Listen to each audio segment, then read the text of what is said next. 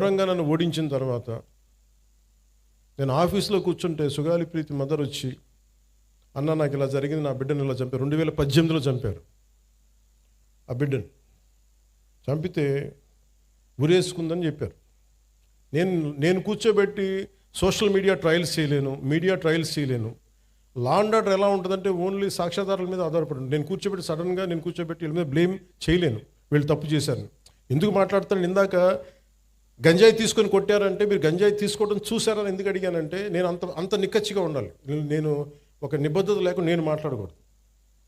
ఆవిడతో కూర్చొని మాట్లాడినప్పుడు 14 ఏళ్ళ సుగాలి ప్రీతిని ఆ స్కూల్కి వెళ్ళింది, శవమై తిరిగి వచ్చింది, ఊరేశారని చెప్పారు. బిడ్డని ఇలాగా అవుట్రీచ్ హర్ మోడెస్టీ ఇవన్నీ పెట్టుకున్న తర్వాత మాట్లాడి వాళ్ళు 1,50,000 మంది వెళ్తే సమస్య ఎక్కడ వచ్చిందంటే,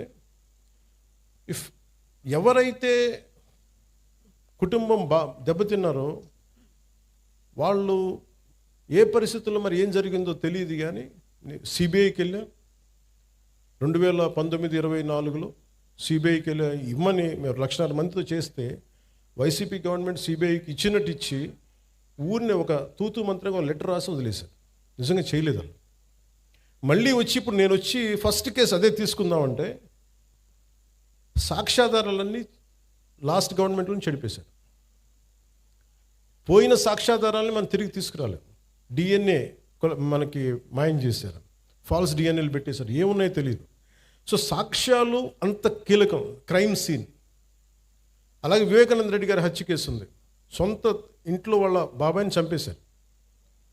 ఆ నేరస్తులు మన అందరికీ తెలుస్తూ ఉంది, కళ్ళ ముందు వీళ్ళు చేసి ఉండొచ్చని మనం ఒక ప్లాసిబిలిటీయా వీళ్ళ మీద నిర్ధారించడానికి courts will ask only proof of evidence. Evidence లేకపోతే మటుకు మనం ఎవరిని కూడా మన కళ్ళ ముందు మనం తెలిసినా కానీ మనం ఏం చేయలేం, అన్లెస్ వీ కమ్అట్, చూసిన వాళ్ళు వస్తే తప్ప. అందుకని law and order it is very paramount to NDA government led by Shri Nara Chandrababu Naidu. ఒక తల్లి తన కొడుకు కనిపించట్లేదు అని కోర్టులను ఆశ్రయించారంటే ఆ తల్లి తన ప్రాథమిక హక్కులు షీస్ క్లెయిమ్, తన ఫండమెంటల్ రైట్ అది. బిడ్డ చనిపోయారో లేదో తెలియదు, మనకి డిసపియరెన్స్ అంటే కనిపించట్లేదు, ఆవిడ ప్రాథమిక హక్కు అది. దీనిని ఇందులో ఎక్కడా కూడా కులం లేదు. ఒక క్రిమినల్ని చట్టం ఎలా చూస్తుంటే రాజ్యాంగం కానీ it has got nothing to do with your caste or your religion or your region. Crime జరిగిందా, ఎవరికి చేశారు, ఇంతకు మించి దాంట్లో కులం అనే ప్రస్తావన ఎక్కడ ఉండదు. This is what fundamental constitutional law or criminal law చెప్పేది. కానీ మీరు ముఖ్యంగా యూత్కి చెప్తా ఉన్నాను, పెద్దలకు కూడా, మీరు కులాల పరిధిలో నుంచి మీరు కుల కోణాల నుంచి మటుకు క్రిమినల్స్ని చూడకండి. ఒక 3 ఏడిపించారు ఇక్కడ అరవింద్ గారిని. ఏడిపిస్తే వాళ్ళు ఏ కులం కంటే కూడా they have done a crime of hitting him. You should be looked at that part only. పలానోళ్ళకు చేశారు ఇట్లా పెట్టినా కానీ ఇది దాని తాలూకు శాంక్టిటీ, దాని తాలూకు ప్యూరిటీ పోద్ది. కాన్స్టిట్యూషన్ కానీ లా కానీ అలా చూడదు వాటిని. అందుకని ఇలాంటి అంటే మిమ్మల్ని అందరినీ ఎదురుగా పెట్టుకొని మన నేతలందరికీ కూడా చెప్తున్నాను, మీ భావం తెలియజేస్తున్నాను. ఎవరైనా సరే కాస్ట్ క్రిమినల్కి కులం ఉండదు సార్. తప్పు చేసేవాడికి, మానభంగం చేసేవాడికి వాడి కులం ఎందుకు ఉంటుంది? వాడి దగ్గర క్రిమినల్ యాక్టే ఉంది. అలాంటి నీచుడికి, అలాంటి నీచుల్ని మనం వెనకేసుకొస్తే that is showing that particular person's nature. Criminal gangs తోటి ప్రభుత్వాల్ని నడుపుదాం, భయభ్రాంతుల్ని చేసి అధికారుల్ని గుప్పిట్లో పెట్టుకుందాం, లేదంటే మా దగ్గర క్రిమినల్ గ్యాంగ్స్ ఉన్నాయి, భవిష్యత్తులో మిమ్మల్ని ఆడుకుంటాం, భయభ్రాంతులను చేస్తే ఇలాంటి ఎందుకు వీళ్ళు తలపైకెక్కి ఆడతారంటే బలం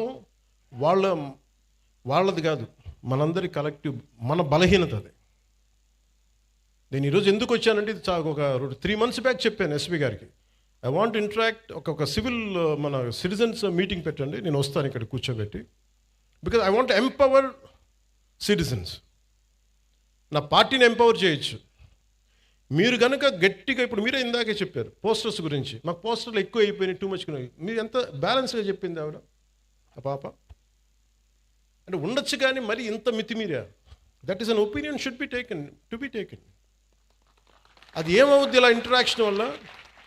నా చుట్టుపక్కల ఉన్న రాజకీయ నాయకులు కూడా అర్థమవుద్ది, ఎమ్మెల్యేస్కి ఎంపీలకి అందరికీ అర్థమవుతుంది, మనం ఎక్కువ చేయకూడదు. కానీ ఒక కులానికి ఓటింగ్ ప్యాటర్న్ ఉంటుంది, కానీ సివిల్ రైట్స్కి ఓటింగ్ ప్యాటర్న్ ఉండదు. Why don't you become a part of that kind of team? మీ ప్రాథమిక హక్కులు కానీ మీ ఫండమెంటల్ రైట్స్ కానీ ఉల్లంఘన అంటే ఇలాంటి ప్రభుత్వాలు మేము ఎన్నుకోం. You can say it loud.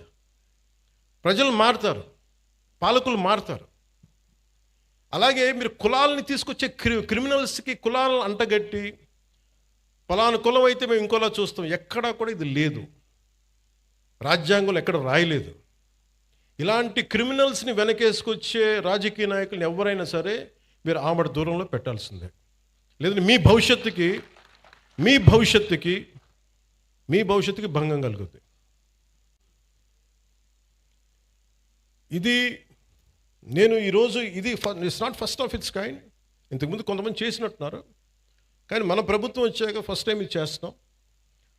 I want this kind of exercise to be repeated all over the state. Me respective నియోజకవర్గాల్లో కూడా మీరు పెట్టండి ఇవి. నేను వస్తాను, అన్నిటికీ నేను రాలి, కొంచెం మీరు కూడా పెట్టండి దీనికి.